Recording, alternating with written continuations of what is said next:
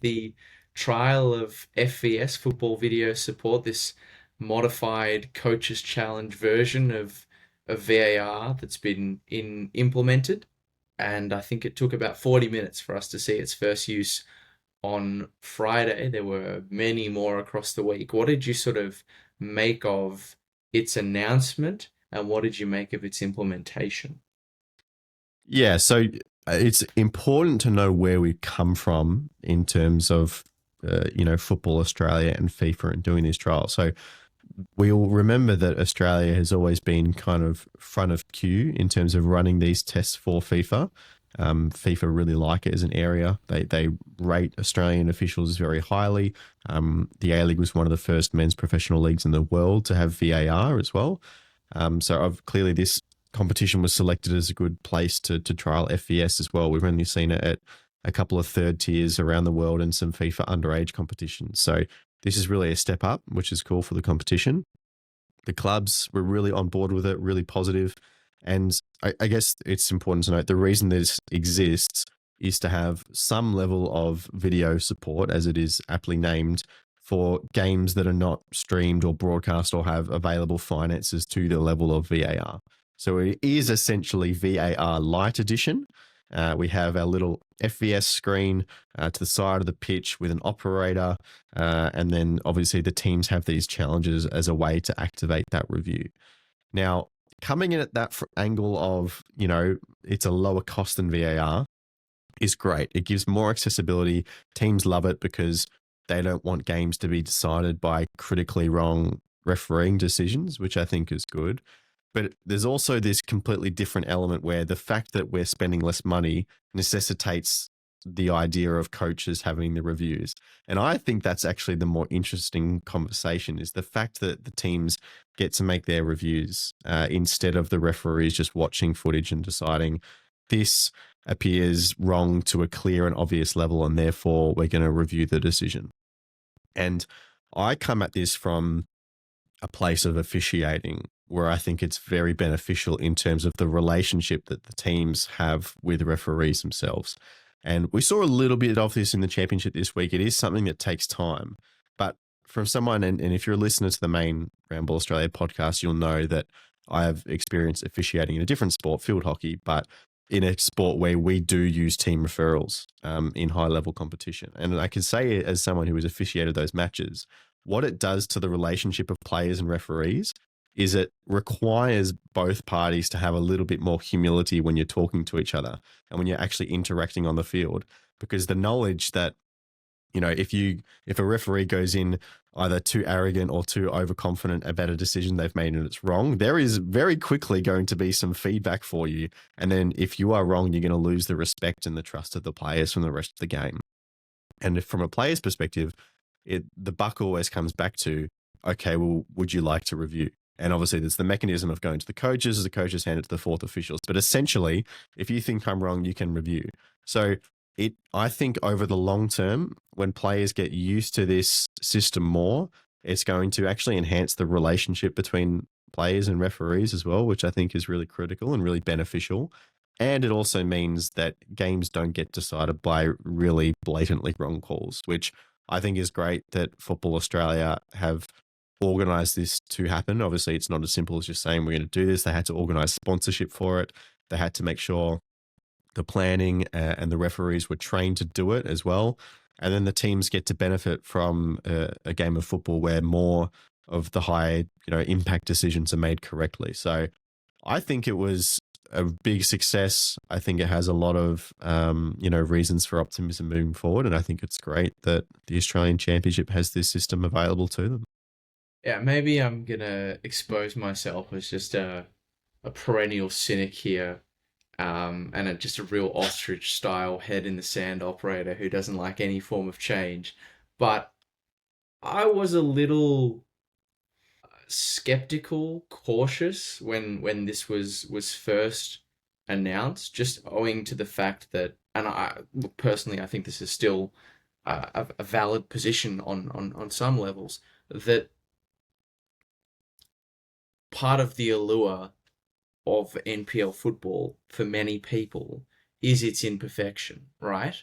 not just in terms of the players, but also in terms of the officiating. Like it's not a fully professional, coherent system, and it doesn't purport to be. And you accept the good with the bad, and you sort of, know that whatever luck goes against you on one particular moment will invariably come back.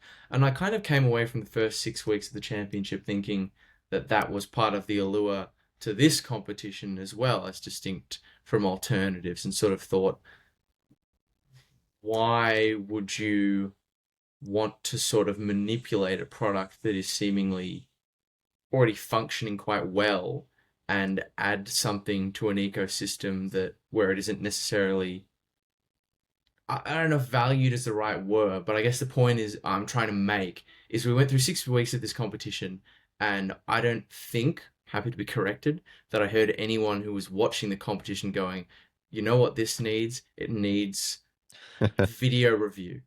It needs re-refereeing of decisions. And that was sort of my position maybe to begin with. And again, if the whole concept of VAR and video reviews is not for you, and you didn't enjoy it this weekend, I still understand that. But having seen it in implementation over the weekend, um, I don't know. Kind of, I wouldn't want it for, NPL for every single game, and I just don't. I think it would incur a cost that would make it impossible. You don't want coaches handing you review cards as the commentator sitting up Well, top in the I gantry mean, with the I review in mean, front of you. the sick few amongst you who may listen to another NPL podcast that I'm on, You can name drop. It's okay. that might once have heard on the NPL Victoria podcast that I mentioned that at some point along the journey, teams should be able to, you know, to have a stream of the game up on an iPad on the touchline and tell the referee to look at the footage again. Now that would only be a one camera shoot, but I think for off the I said that as a joke about I think in May, and then here we are. Um, but yeah, I wouldn't have it for NPL art, but I thought for this it was a really nice value add, right? Like Yeah. at the end of the day, yes, this is about making sure that teams aren't shortchanged by decisions they feel are wrong or egregious in crucial games where there's lots at stake. But also, at the end of the day, without wanting to sound too American here, we are putting together a sports entertainment product, right? And the question you have to ask is, do your innovations provide more or less entertainment? And Oh, the tension was brilliant, wasn't it? my personal feeling was that not just the tension of your usual sort of check, but the actual drama of coaches conferring with their players and with their staff and with the referees and the hand signal and all that sort of stuff just added to the drama. And yes, there was extra stoppage as a result. And I think probably the one perspective that I'd be curious to know is that how does this technology actually affect the in person in stadium experience? Not everyone who's at the ground has the benefit of a monitor with all the broadcast graphics and everything on it. People can obviously see the coaches signaling for reviews and submitting cards, but maybe it's not as clear to them, if there's no replay screen or anything, what it is that's actually being checked. So I'd be curious to get a perspective on the in-stadium experience of this. But Yeah. in terms of the broadcast product, while it did add additional stoppage to the games, what it added in heightening the drama of the matches it was involved in, particularly Friday night, I thought outweighed what it added to the game from a negative perspective, which is more idle time, more sitting around, more stoppage. Because yeah, the coaches conferring was fantastic. The sort of certainty of coaches and their facial expressions doing the finger Yeah, the big waving thing of wiggle. like, yeah, nah, that one's getting reviewed 100%, like the instantaneous of it. The coaches submitting their cards like they're cashing in their money in the money in the bank briefcase in WWE. Like, I mean, the money in the bank in WWE has should have told us already that this idea was a winner because people love to see other people just cashing in. You know that it's one of the great pops of wrestling. I And just want to see the moment where the coach is handing over the card, the fourth official has got one hand on it, and all of a sudden, an assistant coach behind them has seen a different angle and said, "Oh, actually, boss, maybe not." And I want to see the head coach try to wrestle the card out of the yeah. hands of the fourth official before they've completely taken There it. was another really good one on Friday, which is Franco Parisi was holding both cards at the same time, like it was Yeah, yeah, yeah. dual wielding them, which I He's thought like was ready to also go good. because the incident Maybe was right in front of him, wasn't it? yeah. And that was another interesting thing is obviously the coaches are still, learning more about the purview of this and the incident in question was a potential second yellow and subsequent sending Yep. off of Franco Maya, who ironically enough did ultimately get sent off for a Yeah. second yellow. But you can see that Franco Parisi is trying desperately to like get this reviewed and not Yep. understanding why can we not have it reviewed. Which And I actually think, given the different context between VAR and FVS, is like, if we take things back to first principles, the object of video review in terms of encompassing both systems is to try and ensure that the biggest decisions that impact the match are done correctly. Now, the reason why we have stipulations like you can't review a second yellow card is when the referees are doing it themselves, you have to have a finite list. Otherwise, the stoppages would be endless, right?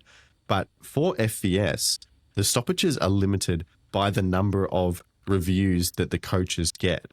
But a second yellow to a red card still has the exact same impact as a red card on a game of football. The player still goes off and you still lose their players.